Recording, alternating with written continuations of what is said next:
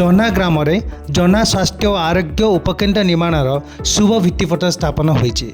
ଏଠାରେ ମୁଖ୍ୟ ଅତିଥି ରୂପେ ଶ୍ରୀଯୁକ୍ତ ଆକାଶ ଦାସ ନାୟକ, ମାନ୍ୟବର ବିଧାୟକ କୋରି ଏବଂ ସମ୍ମାନିତ ଅତିଥି ରୂପେ ଶ୍ରୀମତୀ ନଳିନୀ ପ୍ରଭା ଜେନା, ଅଧ୍ୟକ୍ଷା ଯାଜପୁର ଜିଲ୍ଲା ପରିଷଦ, ସରପଞ୍ଚ ଜନଗ୍ରାମ ପଞ୍ଚାୟତ ଶ୍ରୀମତୀ ସଂଯୁକ୍ତା ସାହୁ, ଶ୍ରୀମତୀ ହେମଲତା ପାଢ଼ୀ, ସମିତି ସଭ୍ୟ ଜନଗ୍ରାମ ପଞ୍ଚାୟତର ଉପସ୍ଥିତ ରହିଥିଲେ।